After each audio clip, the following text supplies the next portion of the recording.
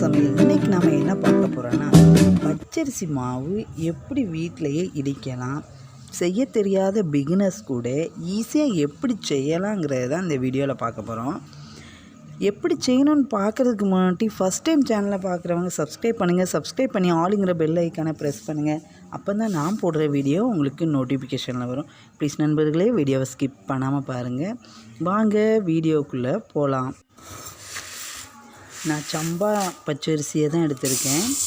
4 உலக்கு கரெக்டாக ஒரு பிடி அளவு எடுத்திருக்கேன். முறுக்கு, தட்டை, அதிரசம் இது எல்லாம் செய்கிறதுக்கு மெயினாக முக்கியமான பொருள் இந்த பச்சரிசி மாவு இடிக்கிறது தான்.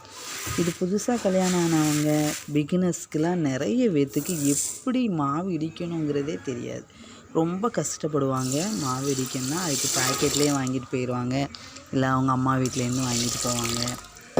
அதுக்கு ஃபஸ்ட்டு 4 உலக்கு அரிசி போட்டிருக்கேன். இதை நல்லா களைஞ்சிக்கிடணும். ஒரு 3-4 டைம் கழுவி இந்த அரிசியை நல்லா கழுவி தண்ணி வடிச்சுக்கிடணும்.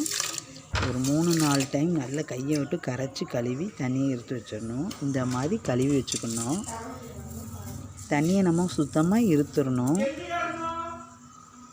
அரிப்பை வச்சுலாம் இருக்க வேண்டாம்.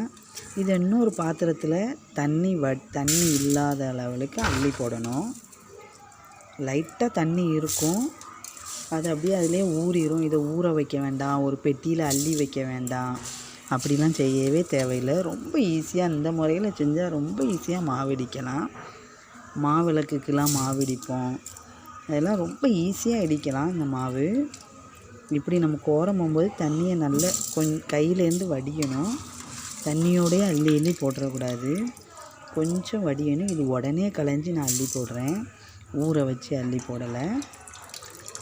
இது களைஞ்சி முடித்த உடனே கையில் அள்ளி தண்ணி வடியும்போது இன்னொரு பாத்திரத்தில் அப்படியே இந்த அரிசியை மாற்றணும். எந்த அளவுக்கு தண்ணி இருக்குதுன்னு பாருங்கள். நான் களைஞ்சிட்டு வடிச்சிட்டு மிச்ச தண்ணி இப்போ கையை வச்சு அள்ளி போட்டு இவ்வளோ தண்ணி இருக்குது. அப்படியே இந்த சட்டியில் அப்படியே வச்சுட்டு ஒரு அரை மணி நேரம், இது சம்பரிசிங்கிறதுனால ஒரு அரை மணி நேரம் ஆகும். ரேஷன் அரிசி, வெள்ளரிசி, ரேஷன் பச்சரிசிலாம் இருந்துச்சுன்னா உடனேயே ஊறிடும். நம்ம நல்ல தண்ணி ஃபுல்லாக உடனே களைஞ்சிட்டு அள்ளி சட்டியில் போடணும். என்ன பாருங்கள், தண்ணியே இருக்காது. அப்பப்போ இப்படி குலுக்கி விடணும். சுத்தமாக தண்ணி இருக்காது. இதை ஒரு பெட்டியில் வைக்கணும், தண்ணியை வடிக்கணும், அதெல்லாம் தேவையே இல்லை. ஊற வைக்கணும், தண்ணி ஊற்றி அதுக்கப்புறம் களைஞ்சி வடிக்கணும் அப்படிலாம் இல்லை.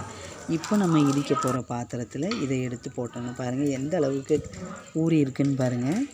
இந்த மாதிரி ஊறிடும். கையை வச்சு நசுக்கி பார்த்தா அமுங்கும். அந்த அளவுக்கு ஊறி இருக்கும். சுத்தமாக ட்ரையாக ஒரு சொட்டு தண்ணி இல்லாமல் இருக்கக்கூடாது. இந்த தண்ணி லைட்டாக இருக்கணும். அதுக்குன்னு தண்ணியாகவே இருக்கக்கூடாது. இந்த மாதிரி உதிரியாக இருக்கணும்.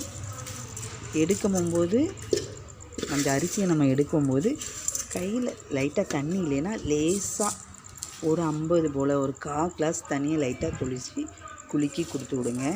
இடித்து கொடுத்துருவாங்க மிஷினில் கொடுத்து இந்த மாதிரி அளவுக்கு இடிச்சுக்கிடணும். அதிரசத்துக்கு நல்லா பட்டாக இடிச்சுக்கலாம். ரொம்ப ஈஸியாக செஞ்சு பார்க்கலாம். இதே மாதிரி எல்லோரும் ட்ரை பண்ணுங்கள். இந்த வீடியோ பிடிச்சிருந்துச்சுன்னா லைக் பண்ணுங்கள், ஷேர் பண்ணுங்கள், சப்ஸ்கிரைப் பண்ணுங்கள். மறக்காமல் பெல் ஐக்கானை ப்ரெஸ் பண்ணுங்கள். நன்றி.